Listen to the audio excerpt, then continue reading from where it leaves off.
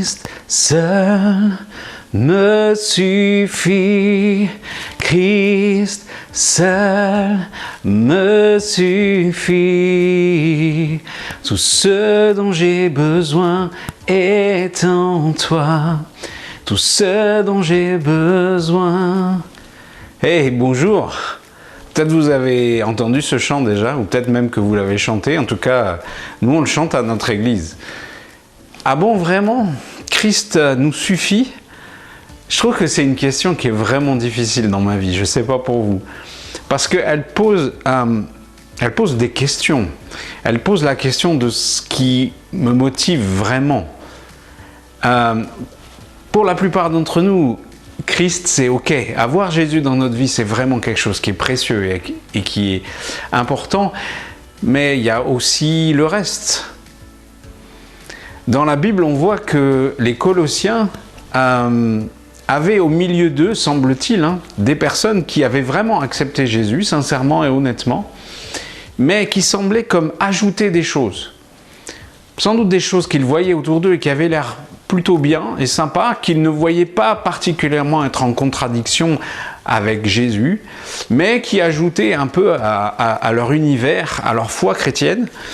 Et ces choses ajoutées étaient faites d'habitudes, de traditions, de petites règles de vie, et parfois même ça allait jusqu'à rendre un culte aux anges.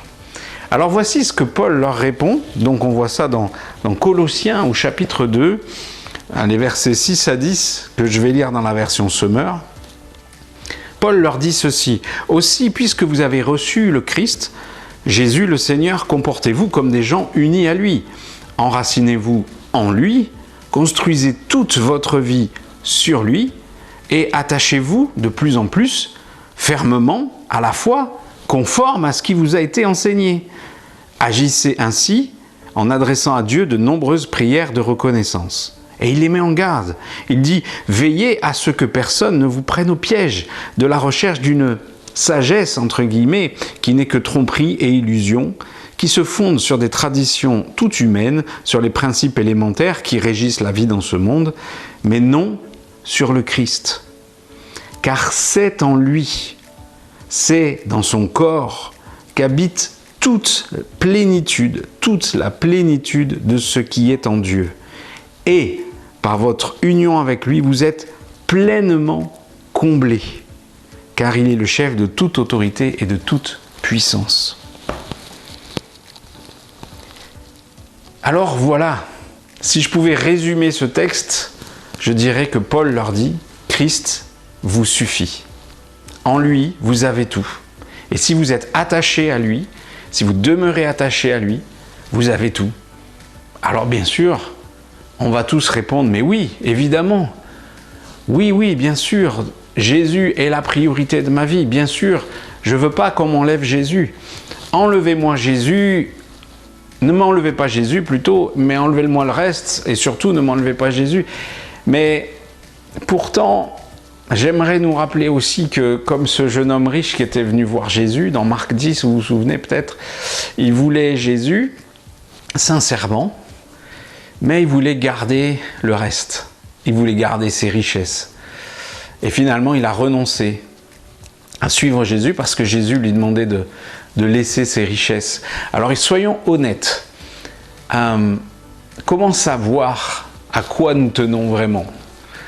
Et la question, c'est qu'est-ce qui se passe si je perds ma maison?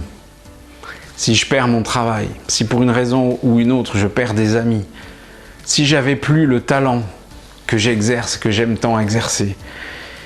Et je pourrais même dire en tant que communauté, si nous perdons des membres d'église, et si un jour nous perdions notre réputation et qu'on disait du mal de nous, est-ce qu'on dirait vraiment « Christ me suffit » ?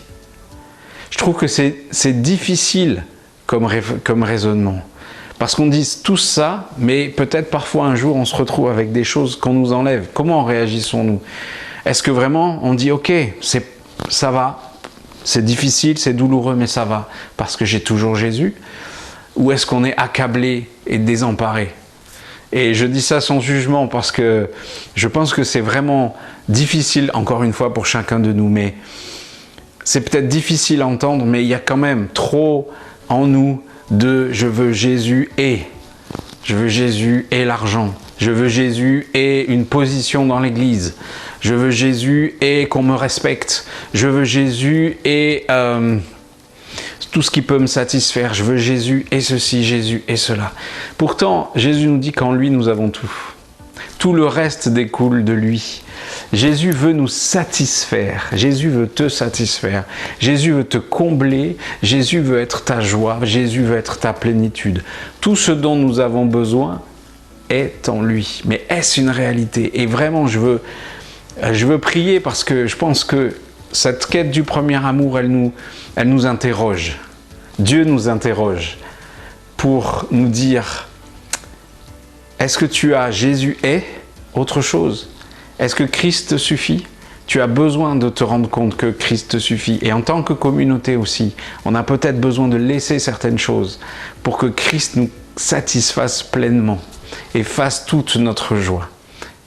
Est-ce que vous êtes d'accord pour prier avec moi sur ce sujet? Alors prions ensemble. Seigneur Jésus, humblement, je veux reconnaître devant toi que si je t'aime, en tout cas de mon mieux, et que j'essaye de te désirer, que j'essaye de faire ta volonté, que j'essaye d'aimer les autres, il y a aussi d'autres choses qui m'attirent parfois. Et est-ce que je peux dire que Jésus me suffit? Est-ce que je peux dire que tu me suffis, Seigneur? Je ne sais pas. Honnêtement, viens et examine-moi et regarde. C'est presque une pensée qui me fait peur parce que j'ai l'impression que je pourrais perdre quelque chose. Pourtant, je ne peux rien perdre si je t'ai toi. Je suis comblé de joie si je t'ai toi. Et même si j'étais dans la peine et dans la souffrance, ce qui n'est pas une mauvaise, ce qui n'est pas un péché en soi, évidemment, de ressentir ces choses-là, bien sûr. Mais je reconnais qu'il y a certaines choses auxquelles je suis encore attaché et qui peut-être aujourd'hui m'empêchent de voir la plénitude ou de recevoir la plénitude de qui tu es.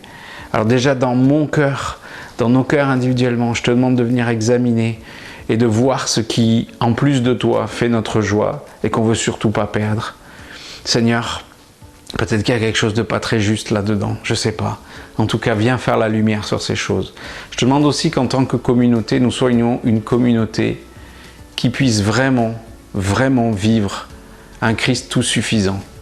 Seigneur, nous pourrions conquérir le monde pour toi si nous ne nous satisfaisons pas de toi, si nous voulons autre chose que toi, alors nous ne sommes pas pleinement l'église du Christ, nous sommes aussi un peu l'église de nous-mêmes.